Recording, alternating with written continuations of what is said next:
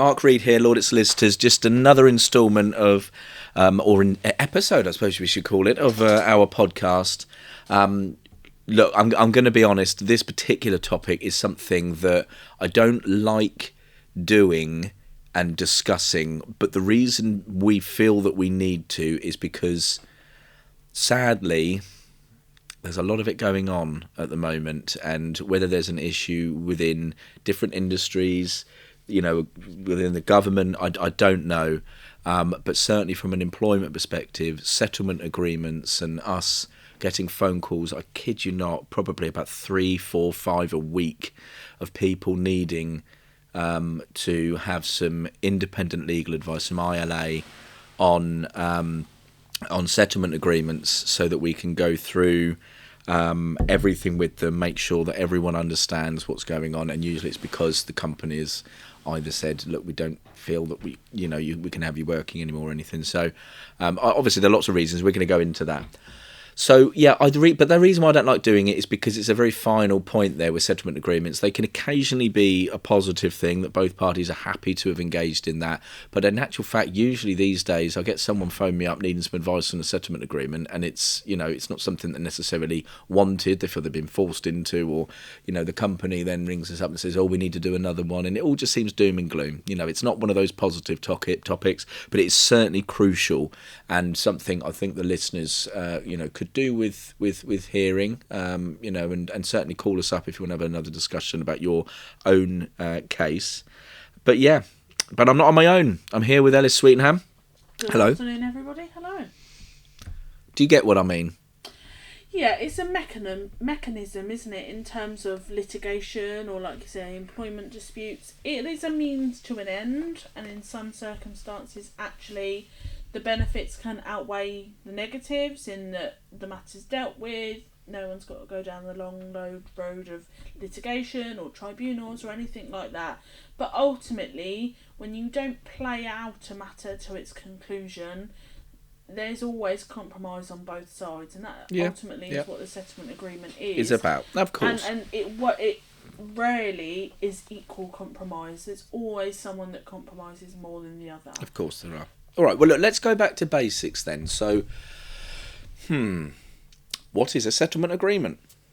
I mean, it sort of is what it says it is on the tin and can come in many different forms, but ultimately it's a formal agreement that's drafted between however many parties there are to detail what has been agreed to resolve the matter, settle the matter, nip it in the bud, draw a line under it. Sign.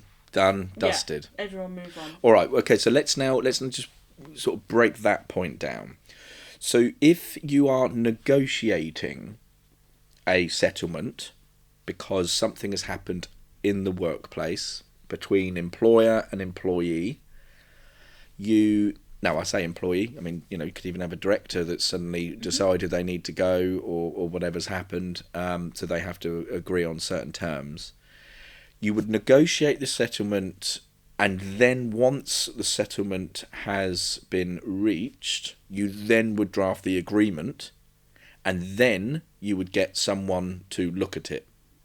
Potentially, yeah. It depends very much on the matter. It may be that you need legal advice to start off with, even at the negotiation stage. But we can come in at that later, more formalising stage once you've got some sort of heads of terms, so to speak, in terms of what is the bones of what you're agreeing, and then we can come in and draft the agreement to make sure that that's watertight and in line with everything. Equally, I do get a lot of calls from people where they've got the settlement agreement there. Mm-hmm. It's been drafted, and all they need is just to have someone look over it, do the advisor's certificate, which is where I would come in, so I'd sit there, talk to them. I would then have to replace Schedule 2 with our headed paper, I have advised this, blah, blah, blah, blah, all signed, everyone understands it there. But the settlement agreement has already been drafted and is ready to be signed. It just needs to be looked over, and that party that has come to see you just needs to say, is this correct? Am I getting screwed over? Yeah, that's very common in employment-based matters, particularly those that are sort of run-of-the-mill. So, like you say, people have decided that sort of their employment is going to come to an end. Most of the time they are quite standard contracts, so it's just making sure that what has been included there is the right fit for your matter. Well, absolutely. You've got a 15, 20 page document. You, as the party that's having to sign and agree to that, need to know that there's nothing hidden in there, but also you've already said what you're willing to agree to, so therefore you just need someone independent, such as us, to read out and say, you do realise this is what you're agreeing to, and you need to say, yep, that's absolutely fine. Yeah, and there's no any hidden, because most of the time when an agreement is drafted, it's biased to the benefit of the person that's drafted it. Now, a lot of these, like I say, these agreements are relatively standard, so it's not quite. It's not anymore. Back in the day, they were. A swing, but if we're talking about a fresh settlement agreement for a litigation matter, for example, then the tone and the implications of what's being agreed can be quite significant. But from take an employment matter, it's not as common for an agreement to be quite so sort of skewed to the employer. But there will be implications for you as the employee or worker or whoever. So, yeah, it's important to understand exactly what it is you are agreeing to and how that can affect you later on in your life when you move on. Okay, all right. So, things to factor in within a settlement agreement. So I'll start it off and then you can throw one in there. So usually you'd find within the terms of a settlement agreement, there will be a financial settlement, and that usually is made up of, could be accrued wages. So I'm willing to pay you 3 months worth of your wages as settlement, plus I'll pay you anything in lieu because of your holiday or blah, blah, blah. So usually there's a compensatory, this I'm going to give you this money as part of the settlement. Yeah. And that is very, very, it's vast. It's very different when you look at every single settlement agreement. The terms and the way it's been set out is very different. So that's usually the go-to when you're giving the advice to someone, certainly within an employment settlement agreement. There, you've said to someone, right, okay, what do you think you're getting? Oh, well, they told me I was getting 100k. Right. So just so you know, what this says here is, from a financial perspective, you're actually going to get £17,000 and it's going to get taxed and blah blah blah blah blah. And they go, oh, so hang on, how much am I going? And I've been there before where I've said to someone, no, that's not actually what it says in here. Now, to be fair, the employer apologised profusely because the employer had sent the wrong one. Right. Yeah, so it's important. It was an error. Things, so you raise it. They said, that's not what we agreed. And the employee put their hands up and said, I'm so sorry. But if we had signed that and agreed to it, or when I say we, I mean the person that's come and seen you, if they hadn't come and seen you and they just signed it off. That's why they always say you need to get independent legal advice. Yeah. So we know there's going to be a financial point within that agreement, okay, because that consideration there to end the contract. But in addition to that, you tend to find that there will be some form of as I mentioned earlier about tax, but some form of tax that has to be taken into account with whatever sum that you've received or you're going to receive. And in terms of holiday pay and everything.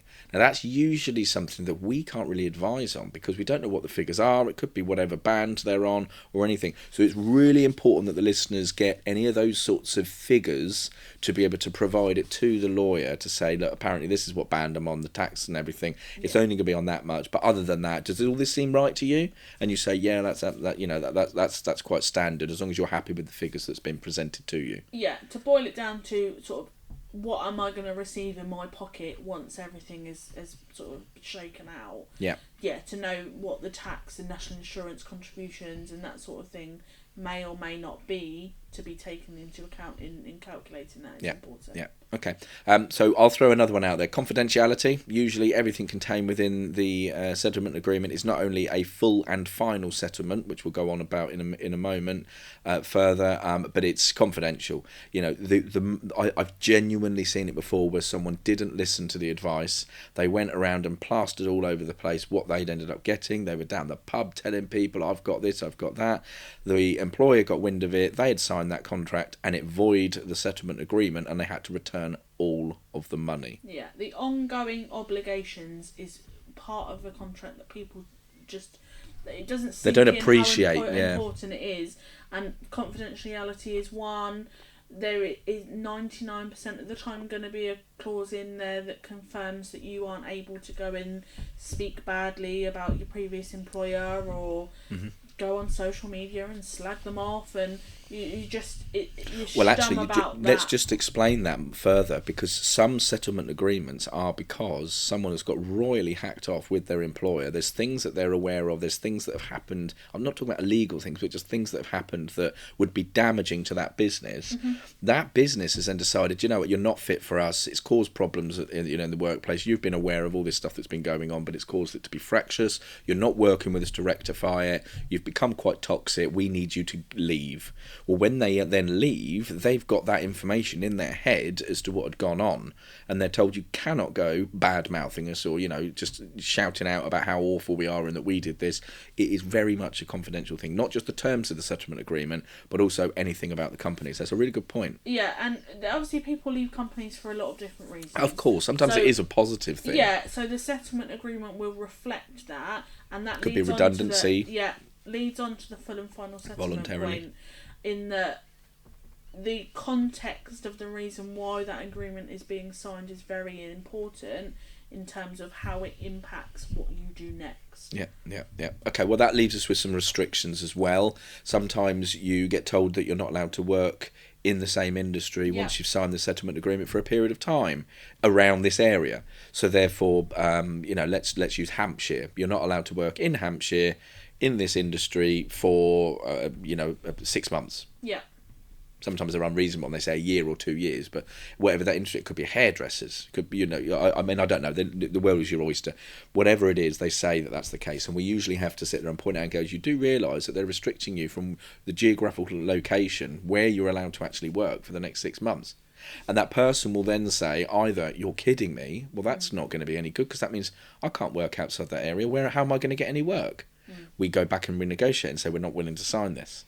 Or they say, yeah, no, that's fine, because the amount of money that I've got, I'm actually going to take the time to spend 6 months off with my family, because I've calculated based on all of that it allows me just to be at home and, reset and all of that. So that's okay. Yeah. But it is a term that usually comes up as well. Yeah, and does depend on the industry. Certain industries are very close in terms of what they won't allow, may even list competitors by name that you can't go and work for. So yeah, it's important to know the impact of this agreement on your future and your future employment or actions in work. I mean, equally, another clause that I tend to find, or a section within a settlement agreement, is to do with the returning of all of the company property. Yeah. And that's quite vast, because when you say company property, you automatically say, well, hang on, what do you mean? Have I got a laptop or a phone? But it's so much more than that. It could be data. Yeah. It could be so much information. Anything that you've got that is the property of that company has to be returned upon your, an agreed time frame. Yeah. Now that can be difficult. And of course, what did we famously have globally that caused a lot of an issue? It went all over the news with Donald Trump, because he had apparently retained documentation, somewhere, and was saying, well, this is completely innocent because of the fact that I've, I didn't realise I wasn't allowed to have that information, blah, blah, blah. Yeah. And then someone says, well, actually, it was in the terms of what you'd signed. Yeah. So now just put this back to local.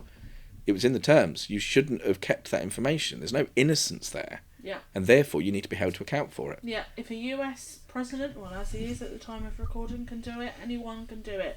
Especially this day and age where devices are storing things. They don't necessarily just have work phones, they're using personal devices, laptops, stored in clouds. It's important not just to go, oh yeah, that's easy, I'm just going to hand back my uniform. It can go a lot deeper than that. Yeah, absolutely. So make sure that if you are thinking about this, that you know the repercussions of losing that employment that you had. Okay, so I'm really focusing on these types of settlement agreements now. Okay, there are lots of different types, but as you'll notice, the focus largely in this podcast is, when businesses are struggling, they're saying we're going to have to lay some people off. That person was really struggled with. They've not been doing their job properly from what we wanted. Whatever, there are lots of reasons. So we're going to offer them a way out. take this amount of money and go away. And then they have that settlement agreement is then drafted. Now, people come to us and get told, I've been told by my employer I have to come and see you. So I know you said about the fact we get instructed by companies to say, can you draft this for me, please? Yeah. But then we, as I say, I tend to find a lot at the moment, the phone calls or the inquiries that come in from people that say, I've been given one, I need you to look over this for me. Now, when that happens, they always say, apparently the company are going to pay you for it.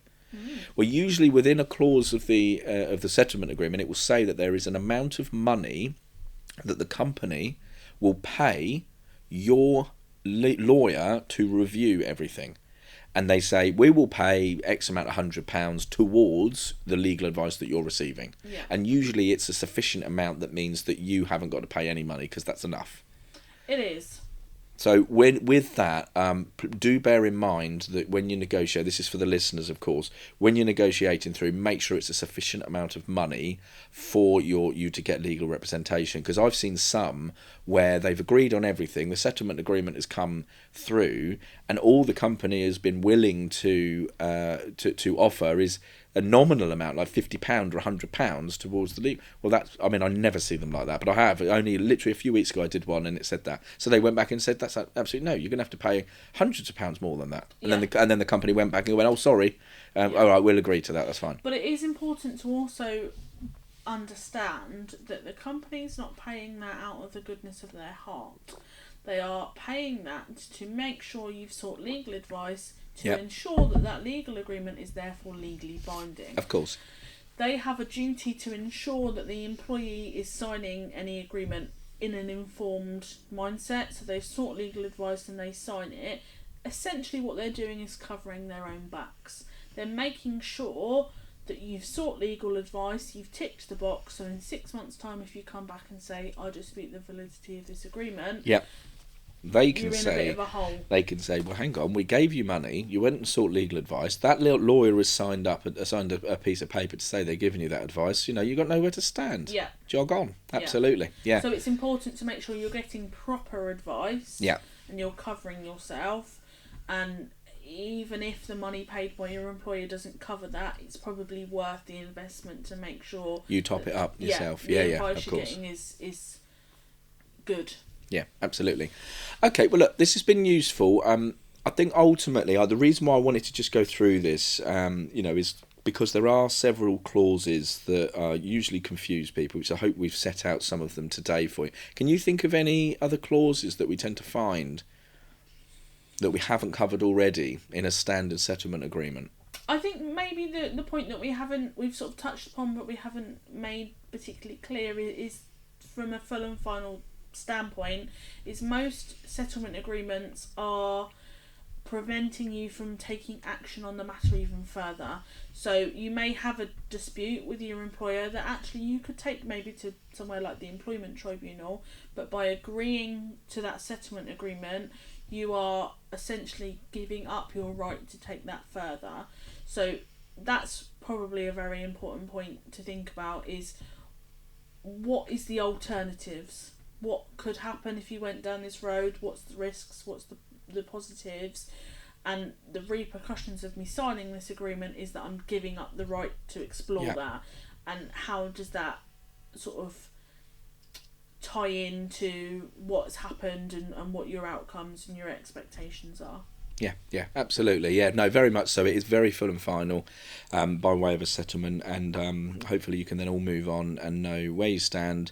Hopefully, you're happy with the decision that's been made, because the amount of times you've had someone's really upset that I didn't want to leave, I don't understand what's going on here, but I guess I've got no choice, I'm going to have to just agree to this, So hopefully you're happy with what's happened and you've come to peace with it, whatever it is the decision that's been made. But if you need more guidance on your settlement agreement, or if you're an employer that's listening to this and you need some guidance on the sort of terms that should be contained within a settlement agreement. There are some real niche ones as well, which we won't go into, but do pick up the phone if you need to discuss things with us further, and we can go from there. But I hope this was useful. Was it useful for you, Ellis? It was very useful for you know, me. Every blow day's off a the school day. absolutely blow off the cobwebs and all of that. Well, thank you all for listening. We will be we'll be back. We're really heading into quite a significant few weeks of podcasting, that hopefully will give some good quality guidance for you. I think the next one we're going to do is going to be on a celebrity. There's been something that's happened which I won't go into now. So yeah, do keep posted. And again, if you need anything, do reach out to us through the website www.lawdit.co.uk. There is an inquiry form there, or you can email info@lawdit.co.uk and ask for any of the team. Thank you very much. Thank you. Bye-bye.